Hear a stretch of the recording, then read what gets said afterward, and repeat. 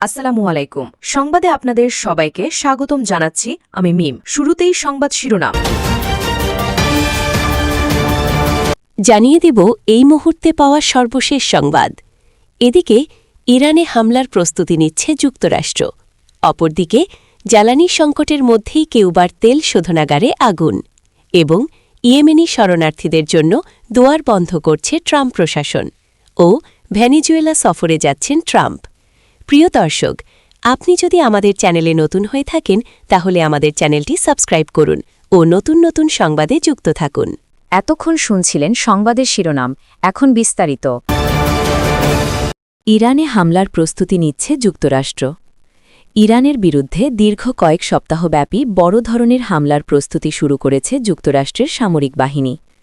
মার্কিন president Donald Trump যদি চূড়ান্ত আক্রমণের নির্দেশ দেন, তবে মধ্যপ্রাচ্যে দুই দেশের মধ্যে এ যাবৎকালের সবচেয়ে ভয়াবহ সংঘাত তৈরি হতে পারে বলে আশঙ্কা করা হচ্ছে। রয়টার্সকে দেওয়া সাক্ষাৎকারে দুজন মার্কিন কর্মকর্তা এই তথ্য নিশ্চিত করেছেন।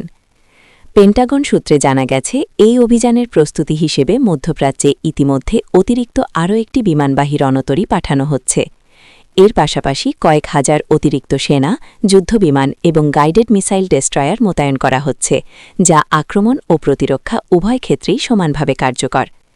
হোয়াইট হাউসের মুখপাত্র অ্যানা কেলি জানিয়েছেন, ইরানের বিষয়ে প্রেসিডেন্ট ট্রাম্পের সামনে সব ধরনের বিকল্প পথ খোলা রয়েছে এবং তিনি জাতীয় নিরাপত্তার স্বার্থে যে কোনো সময় চূড়ান্ত সিদ্ধান্ত নেবেন।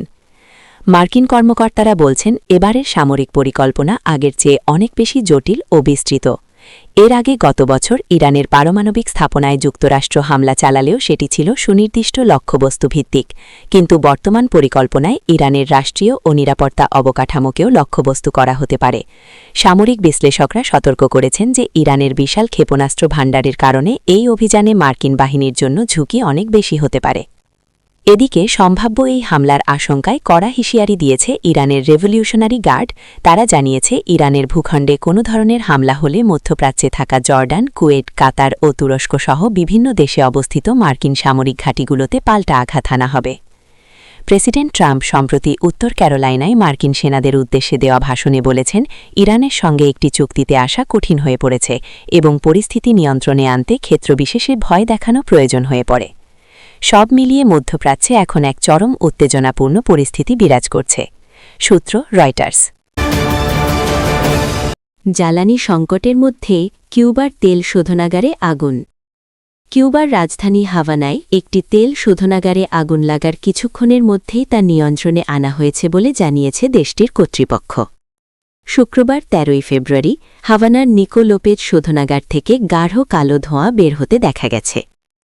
ব্রিটিশ সংবাদমাধ্যম বিবিসি জানায়, কমিউনিস্ট পার্টি শাসিত দ্বীপ দেশটি যখন তীব্র জ্বালানি সংকটে ভুগছে তখন এ অগ্নিকাণ্ডের ঘটনা ঘটল। খবরে বলা হয়, কিউবার জ্বালানি মন্ত্রী এক্সে দেওয়া এক পোস্টে জানিয়েছেন, কেউ হতাহত হয়নি এবং অগ্নিকাণ্ডের ঘটনায় তদন্ত শুরু হয়েছে। যেখানে অগ্নিকাণ্ডের এ ঘটনা ঘটেছে তার কাছেই হাভানা বেতে দুটি তেলবাহী ট্যাঙ্কার নোঙর করা অবস্থায় ছিল। যুক্তরাষ্ট্রের চাপে কিউবায় ভেনেজুয়েলা থেকে তেল যাওয়া বন্ধ হয়ে যাওয়ার পর থেকে দ্বীপ দেশটিতে জ্বালানি সংকট তীব্র আকার ধারণ করেছে। গত মাসের শুরুতে মার্কিন সেনারা সাবেক প্রেসিডেন্ট নিকোলাস মাদুরোকে রাজধানী কারাকাস থেকে অপহরণ করে যুক্তরাষ্ট্র নিয়ে যাওয়ার আগ পর্যন্ত ভেনেজুয়েলা প্রতিদিন কিউবায় করে ৩৫,০০০ ব্যারেল তেল পাঠাত বলে ধারণা করা হয়। যুক্তরাষ্ট্র ভেনেজুয়েলার তেলের ট্যাঙ্কারও জব্দ করছে, যা কিউবায় জ্বালানি সরবরাহের সুযোগ আরও কমিয়ে দিয়েছে। যেসব দেশ কিউবায় তেল বেচবে তাদের ওপর নতুন নিষেধাজ্ঞা জারিরও হুমকি দিয়েছে ওয়াশিংটন। ইয়েমেনি শরণার্থীদের জন্য দুয়ার বন্ধ করছে ট্রাম্প প্রশাসন। যুক্তরাষ্ট্রের প্রেসিডেন্ট ডোনাল্ড ট্রাম্পের প্রশাসন ইয়েমেনি শরণার্থীদের জন্য থাকা সাময়িক সুরক্ষা মর্যাদা বা টেম্পোরারি প্রোটেক্টেড স্ট্যাটাস বাতিল করার ঘোষণা দিয়েছে। দেশটির হোমল্যান্ড সিকিউরিটি সেক্রেটারি ক্রিস্টি নোম শুক্রবার ১৩ ফেব্রুয়ারি এক বিবৃতিতে জানিয়েছেন, ইয়েমেনিরা তাদের নিজ দেশে ফিরে যাওয়ার জন্য এখন নিরাপদ। এই সিদ্ধান্তের ফলে যুক্তরাষ্ট্রে বসবাসরত ১,০০০-এরও বেশি ইয়েমেনি শরণার্থী ও আশ্রয়প্রার্থী আগামী ৬০ দিনের মধ্যে দেশ ছাড়তে বাধ্য হবেন, অন্যথায় তাদের গ্রেফতার ও বিতাড়নের মুখোমুখি হতে হবে। হোমল্যান্ড সিকিউরিটি সেক্রেটারি ক্রিস্টিন নোম তার বিবৃতিতে উল্লেখ করেন ইয়েমেনের বর্তমান পরিস্থিতি পর্যালোচনার পর তারা মনে করছেন যে দেশটি আর টিপিএসের আইনি প্রয়োজনীয়তা পূরণ করে না। তিনি এই সিদ্ধান্তকে আমেরিকা ফার্স্ট নীতির অংশ হিসেবে বর্ণনা করে বলেন, ইয়েমেনিদের যুক্তরাষ্ট্রে থাকতে দেওয়া এখন জাতীয় স্বার্থের পরিপন্থী। তবে মার্কিন প্রশাসনের এই দাবিটি ইয়েমেনের প্রকৃত পরিস্থিতির সঙ্গে সাংঘর্ষিক বলে মনে তুলছেন বিশ্লেষকরা। কারণ বিশ্বের অন্যতম দরিদ্র এই দেশটিতে এখনও যুদ্ধ ও সংঘর্ষ চলছে এবং খোদ মার্কিন স্টেট ডিপার্টমেন্ট তাদের নাগরিকদের ইয়েমেনে ভ্রমণের ক্ষেত্রে সন্ত্রাসবাদ ও অপহরণের ঝুঁকির কথা বলে সতর্কতা জারি করে রেখেছে। ভেনেজুয়েলা সফরে যাচ্ছেন ট্রাম্প। ভেনেজুয়েলা সফরের ঘোষণা দিয়েছেন যুক্তরাষ্ট্রের প্রেসিডেন্ট ডোনাল্ড ট্রাম্প। সামরিক অভিযান চালিয়ে দেশটির তৎকালীন প্রেসিডেন্ট নিকোলাস মাদুরো এবং তার স্ত্রী ফার্স্ট লেডি সিলিয়া ফ্লোরেসকে অপহরণ করে নিয়ে আসার 1 মাসেরও বেশি সময় পর এই ঘোষণা দিলেন মার্কিন প্রেসিডেন্ট। হোয়াইট হাউসে সাংবাদিকদের সঙ্গে মতবিনিময়কালে ট্রাম্প বলেন, আমি ভেনেজুয়েলা সফরে যাচ্ছি। ভেনেজুয়েলার বর্তমান প্রেসিডেন্টের সঙ্গে আমার সম্পর্ক খুব ভালো। তার নেতৃত্বেই তেল উত্তোলন ও বিপণনের ক্ষেত্রে দেশটির সঙ্গে নিবিড়ভাবে কাজ করছে যুক্তরাষ্ট্র। ভেনেজুয়েলার সঙ্গে যুক্তরাষ্ট্রের বর্তমান সম্পর্ককে আমি 10-এ 10 দেব।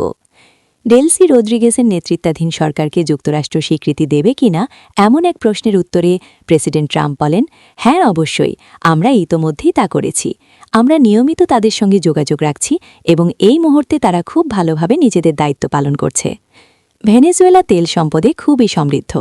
যুক্তরাষ্ট্রের জ্বালানি তথ্য বিষয়ক কর্তৃপক্ষ সংস্থা US energy information administration EIA এর তথ্য অনুসারে ভেনেজুয়েলার খনিগুলোতে মজুদ আছে কমপক্ষে 30,300 কোটি ব্যারেল অপরিশোধিত তেল।